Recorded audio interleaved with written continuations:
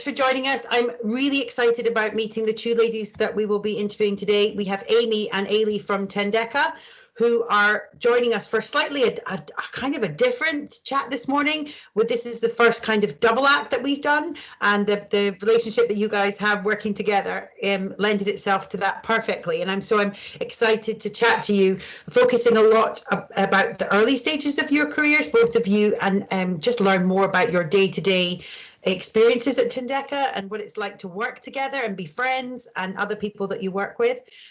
So yeah, thank you so much for saying yes.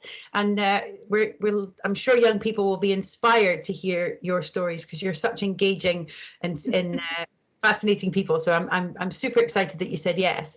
Can I just start by getting you both to introduce yourself and say a little bit about yourself? Sure. So I'm Eilidh Mackay, and I am Technical Support Manager at Tendeka. Thank you very much for having us as well, actually. It's really nice to be asked. Yeah. So I started off at the company in 2012. So almost 9 years now I've been at the company. I started off primarily just working in the lab. My background is in oil and gas. Came in the lab, and I think I learned so much just by coming in at an entry level position, and I worked my way up, and I'm now tech support manager for the company. So I'm very lucky. I've got a really good team of people that I get to manage. Amy is one of them. So yeah, that's just a bit about me. A little bit about you. Started 2.5 years ago now. Straight out of uni, was 21 when I started. Little baby, and started in the lab. Same as Eilidh, and now trying to work my way up the same. So now I'm an engineer, working with Eilidh. That's exciting that you both are enjoying the process of coming in as entry-level positions and working your way through an organisation. That's traditionally how jobs would have been done. You would have joined a company and worked your way up, and there's obviously quite a lot of movement within jobs now. People do a couple of years and then change either industries entirely or different organizations. But did you both always know you wanted to work in the energy industry? I think, well, when I was at university, I had absolutely no idea what I wanted to do when I was leaving school. So I did sports science at university, which is completely different to what I've ended up in. But what I didn't realize at the time when I was trying to pick what I wanted to do was there are so much transferable things that you learn even just by doing university, even if it's something you don't end up in or pick it as a career. So I focused on the science aspect. I knew I wanted to do something sciencey. I'm not from Aberdeen, so where I'm oil and gas wasn't such a big deal as it is in Aberdeen. And I think I just fell into it naturally just by wanting to focus on something I enjoyed learning about at school. Yeah, it's all there really is to do in Aberdeen. So I was the same. Went to university here, not particularly an energy related degree. I did forensics, which is totally cool. Different. But there was an oil field module in our degree, obviously gearing up the students if they want to stay in Aberdeen. So yeah, I just stayed in Aberdeen after my degree and ended up in the energy industry. When you were younger, did you visualize yourself working in an office, or what was your sort of earliest idea of what you wanted to be? No, I wanted to be someone like a pilot or an astronaut, like something totally not normal 9 to 5. And I was always adamant, I'm not working in an office, I'm not doing 9 to 5, I'm not doing that thing, I don't want to be trapped. But it's not like that. And like as you get older, you just realize an office is fine. It's not like you're not glued to your desk and like can't leave 9 to 5. Like it's better than I thought it would be, but it's broken up with the lab and the workshop, and I'm not at my desk all the time. And yeah, it's nice to have that break of being more hands-on and getting away from the desk, sitting down, and better.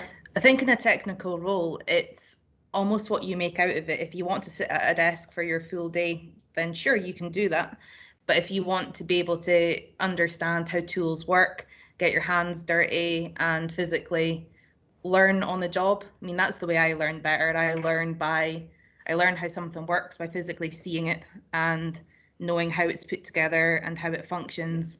I think the flexibility of a technical company like that does offer it. But of course, it's very flexible as well. Most companies now do flexible working hours. So you're there for a set time. You can start as early as you want and finish as late as you want, whatever fits in with your life, your home life, which I think works very well. It's definitely something that over time you learn how you best learn, or the environment that you best love working in. And so working for an organization like Tendeka that has that flexibility, if you are somebody who doesn't quite know yet, it might be that you can practice that within one organization, but equally you might need to actually do a few years and change jobs to go and do something that you've learned that you love. But that hands-on learning that you mentioned, Eilidh, that that's how you learn best. Do you think that's why you picked the subjects that you studied at school? Is, looking back now in hindsight, is it a bit more clear why you picked those subjects? Yeah, I think that's really fair to say. Most of my things that I did at school was chemistry, biology, physics, and interestingly history. And history was the one that I took furthest in my education, did advanced higher with it. But I never ever wanted to do that for a career. I find it interesting, but it was the hands-on learning how cool things work, doing little experiments is what I wanted to physically focus on. So history was your passion subject that you enjoyed doing. But if you think back to the reports that Amy was mentioning that you've learned at university to read reports, that maybe started, you don't mind that element of your job and you in fact enjoy it because you're used to reading a lot in history, and not everyone enjoys consuming information like that. So you've maybe got that. That's maybe why this works, because you love that enjoyment of reading a project and then consuming it, but also the hands-on and that flexibility at Tendeka.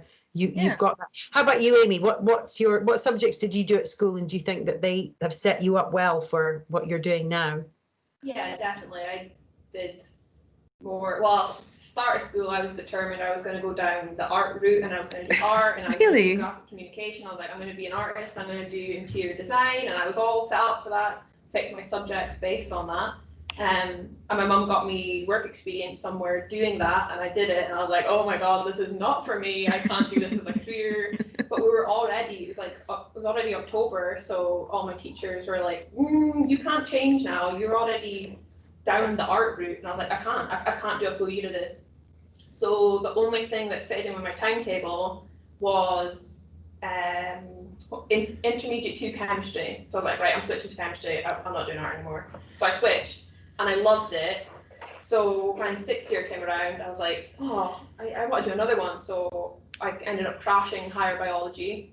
It's like, I took another one in there, did that, crammed it all in a year, managed to pass it, and then went on to do science things at college. So it was a very quick turnaround of, I need to change this. This is not for me, but it's worked out well. I met Gillian King from Tendeka yesterday, and we were chatting about the opportunity to try before you buy, almost. And once you opt into a degree, there are less opportunities to try other things. There are still opportunities, but not necessarily the same way at school where you have that breadth of subject choice.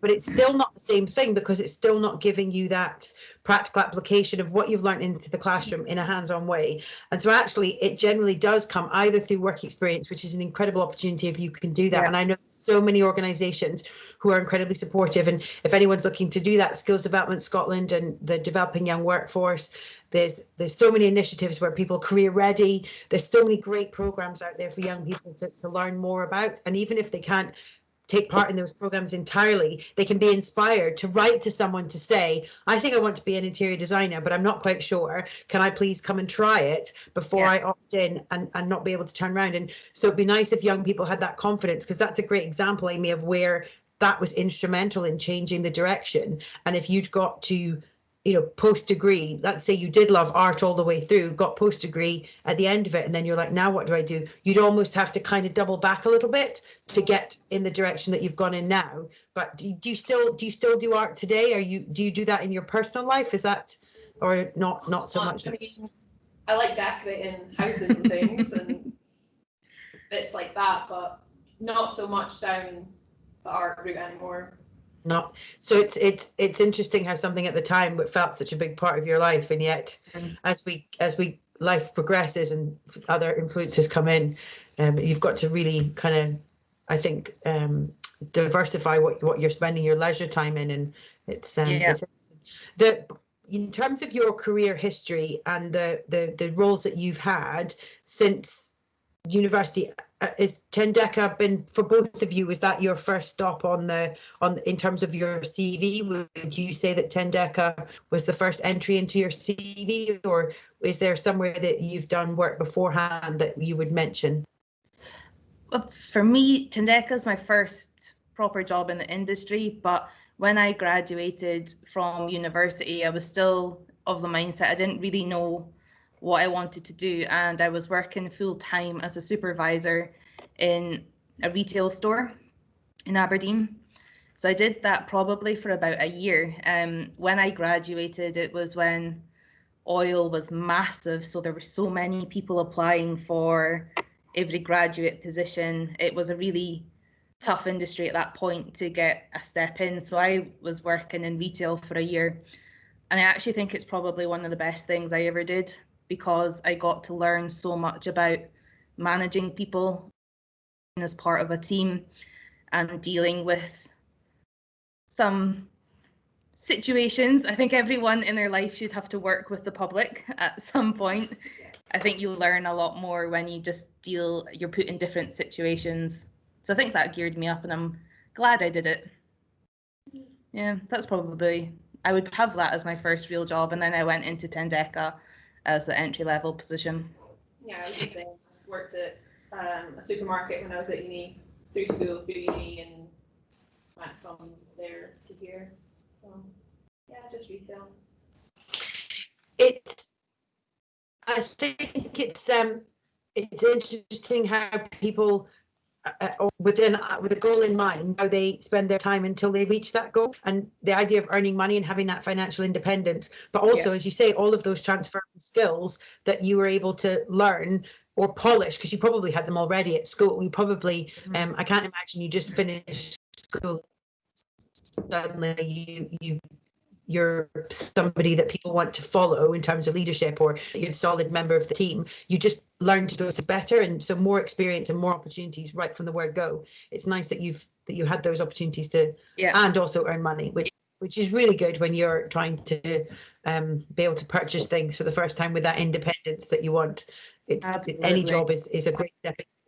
And if it's not the job you want, as you say, it's not the job you want at the time, it's our job, and actually looking back, it's one that was of value to you. So that's also a good lesson for young people, to just start and get a job and get that experience, and it might not be where you want to spend your time in the future. In terms of those transferable skills that you mentioned, though, what other ones you mentioned that you're using in your day job, leadership and teamwork? Are there any other transferable skills that your day-to-day role involves that you think you started doing at school, or new ones that you realized you had when you were in your role? I think the main one for me is probably organizational and planning. I think I never used to be a planner when I was at school. I used to leave things till the last minute, and I think working in retail and then coming here, when I was working in the lab, it's something that you have to do. You have to make sure you have a plan to know when you need this done by, how you're going to make sure you can manage your time effectively. So that's probably the main ones that I can think of that I...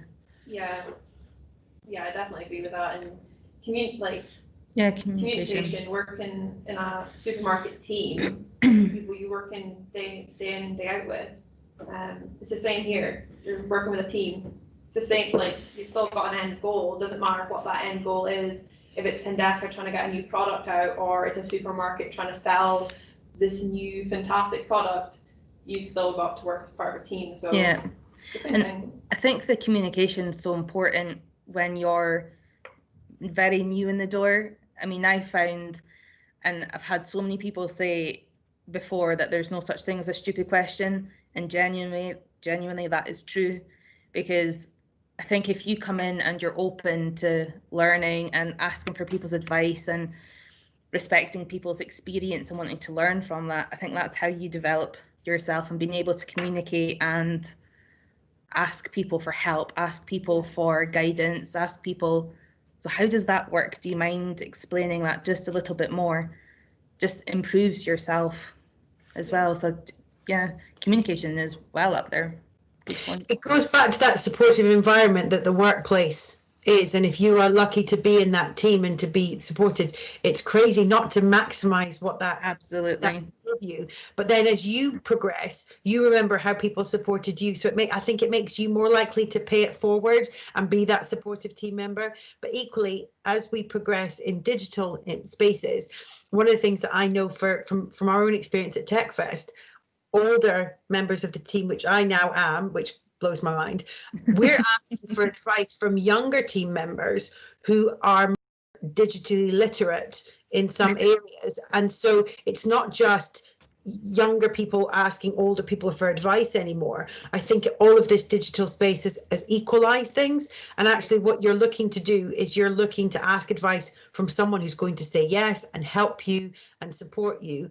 And then within your organization, you have natural teachers, but then you learn from those teachers to be a better teacher yourself. And so even though you're not in education per se, this idea of knowledge transfer is happening all the time within an organization. So being open to learning more and listening, I think that's another transferable skill, the listening side, not only being a good teacher, but also listening and taking on board what other people are saying and being reactive is something that you both clearly are. I'm just helping you add that good listening skills. You make sure that you add that. That's what we meant. Did we not cover that? It's okay. It's because I was listening too, but your communication skills were so eloquent that I was able to pick up that you are obviously good listeners and being able to support each other. But it's nice when organizations are able to have that, and there'll be an influx of people wanting to come and work with you guys because you're doing such a good job of making Tendeka sound like a flexible learning supportive space. And I think one of the reasons why we're so keen at TechFest is to meet people from so many different organizations so that young people can appreciate that actually there's a great world of work out there, and that it isn't that intimidating space that it sounds like from the outside looking in, but actually being part of a team, whether you're working in retail, whether you're working in an energy company or any of the other industries, all of this is available, and it's in everyone's interest for us all to be successful. So it's good. If you could go back though, and we've pumped you up, we've talked about all your transferable skills and the things that you guys are great at and they're able to do, but would you do anything differently if you did go back? No, I don't think I would. I mean, it would have been nice, like, I used to think it would have been nicer to decide what I wanted to do sooner, and I wouldn't have had the chaos of school, of changing subjects and doing things later. Like, I obviously didn't want to end up crashing a higher subject in my 6th year. I would have done an easy 6th year, but that didn't happen. So if I decided all that sooner, I could have got my grades sooner, and I might have not had to do the whole college thing. I could have gone straight to uni, but I'm glad I did it now. Some of my best friends are friends I made at college. I wouldn't have made them if I didn't do the 2+2. So no, I wouldn't change it. Cliche. Yeah.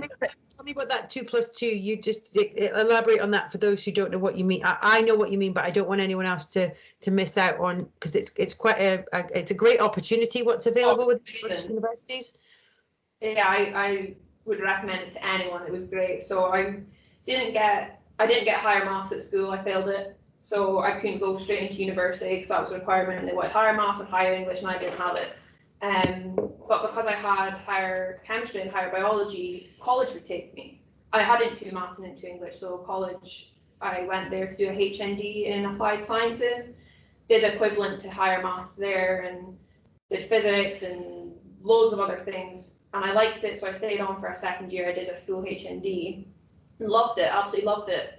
But then RGU in Aberdeen I think Aberdeen University do the same, but you can jump into a university degree in 3rd year and then continue the degree. So you still got your degree in 4 years, you've just done half of it at college, and you walk away from university with an honours degree the same as everyone else. You just got there a bit differently. But yeah, I loved it. College was a great experience. The lecturers are amazing. Like, yeah, amazing. So, and that you went to Northeast College? as it is now, Nescol in Aberdeen. So that's a nice recommendation for them. And then you went to Robert Gordon's and you enjoyed your time there, and you really did get the best of both worlds by doing those two experiences, because I think it afforded you a way in that allowed you to access that, but equally you probably came out of that winning.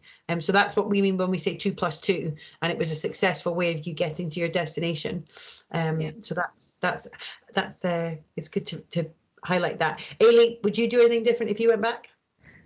I genuinely don't think I would. I think because I've learned so much that perhaps at the time I maybe thought this isn't where I wanted to go when I was trying to get into the oil industry.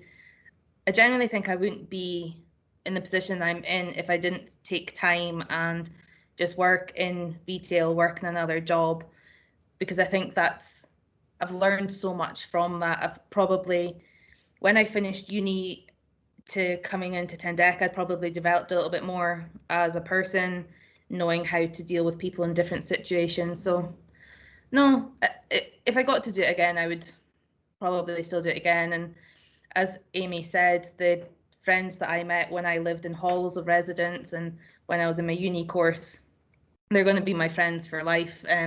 So no, even though the subject I did at university isn't what I've ended up doing, I would still pick it again. It just shows you that flexibility actually of achieving, and at the time that's what you enjoyed doing, so you did well doing it, but it also shows you the opportunities that are afforded you, because actually you learn so much when you're in a job. So it's not always, I think what it comes down to is being able to sell what you've achieved in a format through a job interview or a CV. And I know that can be tricky, but that's the bit where you've got to put your best self forward so that people appreciate what you have achieved and the goals that you've already exceeded, and that just the opportunity that they will get from having you as part of the team. It's this idea of what you can bring as an asset to an organization that I think is so important for people to be able to communicate. And the way that you guys have reflected back, other young people will have that same experience, and so being able for them to steal from you, because that's also what this is about, you steal openly and with grace when when someone else talks about the experience that they get from retail, then they can steal that themselves and say, I've done the same as Eilidh's done, I've learned this and this in that opportunity, or I've done the same as Amy, I've been afforded opportunities. It's helping other people be more confident in talking about themselves, and it's such an important part as we talk about selling ourselves and putting our best foot forward. On that note of putting our best foot forward, you both recently had a paper published and are award winners now, I understand. Unfortunately, you were only able to attend the award ceremony digitally, so you didn't quite get I know you were so excited to attend your first award ceremony and to be on the winning table and all the fun adult stuff that comes when you win, in terms of celebrating with your co-workers. But congratulations. Is that something you ever thought you would, looking back, that you would ever imagine you would be achieving this and so early in your career? Is that common to be achieving this so early in your career, or am I lucky to be in with really exceptional people today? Hopefully some of it will rub off. I don't know. I mean, coming into Tendeka, we've won loads of awards in the time since I've been here. I think part of it, the award which we got and the design which we got, is something which myself and Amy have been involved in at the very beginning.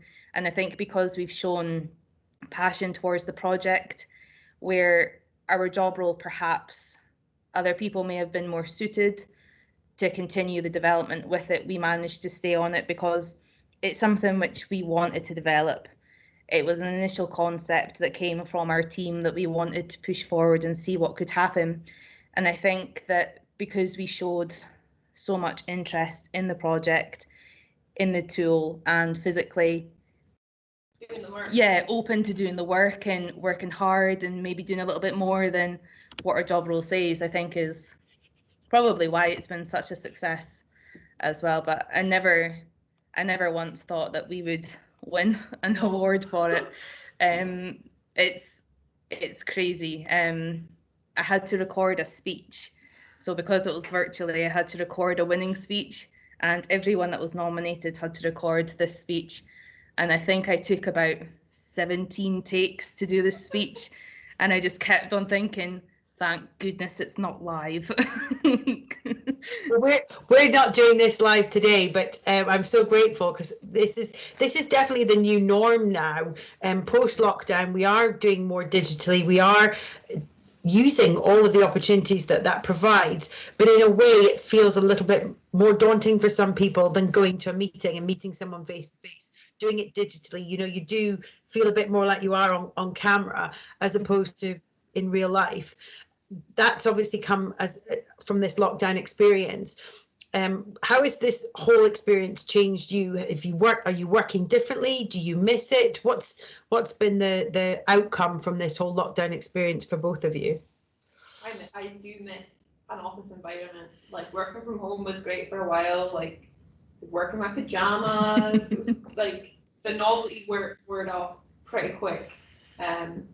Yeah, I do definitely prefer seeing people face to face. You can gauge people's emotions, reactions better in a meeting that's face to face, and I find it a lot easier. Yeah, working from home had its benefits. But yeah, definitely prefer. I'm now working back at the office, and yeah, it's definitely better. Yeah, see, I'm still at home for the majority of my week. I come in once a week just so we can have a team meeting face to face, because I think that's one of the things that I don't think anyone realised would be so missed, is just having that face to face interaction with your team. Is amazing what you can get through in an hour sat together. But also at home, I don't think productivity's changed. I think everyone's worked slightly differently. It's a lot more flexible. If you need to go to the postie or somebody's coming to fix your boiler, you can still be a lot more flexible than perhaps if you're in the office. I mean, I'm looking forward to the day when we can all be back in the office, but I think what it leads to is that in the future, and probably from now on, there'll be more opportunities to work at home if your home life needs it. There'll be a lot more flexibility, that you perhaps don't always have to be in the office all the time, perhaps do some working at home, whatever suits you best. But I mean, the good thing about lockdown for me is that we didn't have to do the presentation of our SPE paper in person, which I think I was dreading it. Yeah, no, I was terrified. So we had to just record the presentation instead of doing it live, which I think because it was our first one helped. Yeah. It was a good thing. Next time you'll be like, no, I need to do it in person. I've done that one now. I've ticked that box. I know I can do it. Yeah. Let's give this next go. TechFest works really closely with the SPE actually, so they might watch this. So I'm not going to tell you that they're not going to hear it, but they might be like, oh, interesting, and give people more opportunities in the future when things go back. Because you want people to do your best. You don't want people to be intimidated, and so having that flexibility in the best way of work is one way, but also setting up a space that someone can do their best and thrive. It's, nobody I know in the SPE would be the same. They want people to do well. We all just want people to do well. Yeah. And so people who've done better using digital tools, they should have that forged for them in the future. And then those who've done better being in office space socially, hopefully we can get back to the point where they can have that as well. But it does beg the question when you're working from home about that work-life balance, and something that lots of people have said lockdown has forced them to address the imbalance in their life and home work space. Do you think that that's something you guys are particularly good at, or have you got better? How do you ensure that you've got that work-life balance for you right? That's such a difficult question, because I think with lockdown, I think it's difficult when you're working from home. I mean, my setup at home, your office is now your home, so you kind of don't really get away from it. But I'm very lucky. I have a dog, so I know that I have to switch the computer off to take her for a walk. Yeah. And I think that's what helps me. And even when I was working in the office, I knew I had to get home so she didn't destroy my house. So I could be back in time and spend time with my dog. But it is very difficult to get a good work-life balance. And I think a lot of people, especially at the beginning of lockdown and working from home, was you were still in your same routine. you were getting up at your normal time, but instead of getting in the car or getting on the bus and going to work, you were starting work at that point. So your finishing and end points were essentially the same as it would be if you were traveling, but you were working that extra travel time, if that makes sense. So I think that took quite a lot of adjusting, or it certainly did for me anyway. Yeah, I found it difficult at the end of the day working from home. You switch your laptop off, but then I don't know, there's a break in the TV, or you think, oh, I didn't do that, I'll just turn my laptop back on and I'll finish it. Whereas if you're working from the office, it's like, oh well, I'll do that tomorrow morning, put a note on my phone, and then it's fine, you forget about it, you do it the next day when you should in your hours. But it's a lot easier now. Well, now that I'm back at the office, I leave at 4 o'clock and that's fine, I don't come back. It's tomorrow morning's problem now. It's so much better. But I also think it's worked in our advantage as well, working from home. I mean, perhaps we take breaks at different times of the day or go for lunch at different times of the day, whatever works them best as well. Yeah. So it's perhaps taken a little bit of a longer lunch so you could go for a walk, get out the house, get away from the computer than you would do if you were in an office. Yeah, it's probably definitely helped people with kids and absolutely, responsibilities. Whereas it's just me by myself, so I don't have anyone to get home to or take kids to the school run. So yeah, for me, office is better, but I can definitely see the benefits for people. I think it's doing that status check to say, what do I need? What do I want? Because needs and wants are very different. And actually somebody might want the luxury of working from home, but they actually need the structure of the office, or they need that commute time, or they need that forced to be switched off to go home. And so lockdown now, as it's changing, we're allowed to be a little bit more, our ability to do that status check to say, what do I want, but what do I need? And how do I want my new work life to be moving forward? And then provide that feedback to other people so that more people can do well. Because as I said, that's what we want. We just want people to do well. And for those of us who miss social contact, how you fit that in a way that does a great job for your office and your work-life balance. But getting a dog, great tip. Forces you out. Equally, children are the same thing, but they're big decisions. You can get the same thing just by setting a reminder on your phone. So we're not advocating buying animals or having children as a way of forcing you for that work-life balance. But I love using phones now and reminders and awareness. And there's so many health and well-being trackers that when you put those in place, like even just steps, and my friend and I are working really hard at the moment to make sure our steps are over 14,000 every day, which sounds like nothing. And then you're like, God, that's actually quite hard when you've done a full day at your desk. So it's forcing you to build in that balance and doing it that way. So it's good. But you guys have been absolutely brilliant. I could chat to you for ages. You're both so engaging, and it's clear that you love your job. And when we think about supporting young people, that's all we want, is for people to get to a point where they're spending their time in the office doing something that they enjoy doing, whatever that might be, and wherever that sits in their career.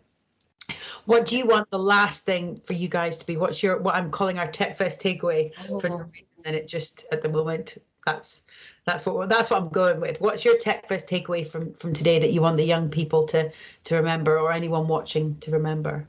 That's difficult. Don't go by your own timings to get places. Don't base yourself on everyone else, because the panic I put myself under of totally all in my own head of college, oh, I'm not going to university, all my friends are going to university, they're going to graduate before I graduate, oh my God, I can't do that, that's not fair.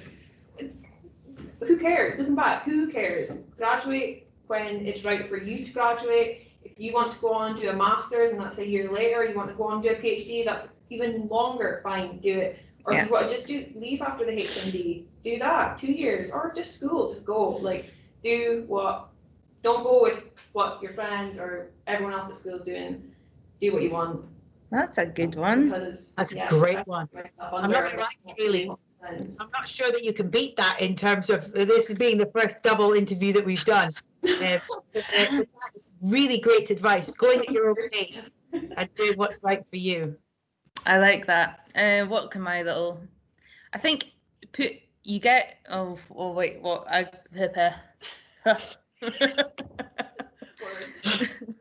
You get out what you put in. So if you put in all the effort, all the extra revision, or even in your day job, if you take a few notes and you want to look at stuff at home, if you put that effort in, then you get so much rewards from it. If you go in with a very open attitude and willing to make friends and willing to respect everyone, you get respect in return. And I mean, the people at Tendeka I've made lifelong friends with. We can do stuff outside of the office. It's very like-minded people. And a lot of that is because you go in open, you go in wanting to learn and develop yourself as well. So not as good as Amy's. I don't know. I got there in the end. I think it was pretty good. I think you've both set the bar very high for our TechFest takeaways, and you've shared a lot. So I'm really grateful that you've opened up about your own personal experiences, and it's been brilliant for us to be able to provide that with more of an audience. So thank you so much on behalf of TechFest. And as I said, this series is part of our collaboration with Skills Development Scotland. So the virtual Meet the Experts, there are lots of other opportunities for young people to meet more people and hear more about them. And as I said, I met Gillian King from Tendeka, so she'll be part of this series as well. And we might, for gender equality, we might have to meet some other people of some men at Tendeka to be fully fair and ensure that we're completely balanced, and meet more members of your team who can help us learn positive and learn different ways of working, because everyone's journey is so personal. So thank you so much for sharing and saying yes when we asked, and we look forward to hearing all the things that you guys get up to now. And thank you so much. No, thank you very much for having us.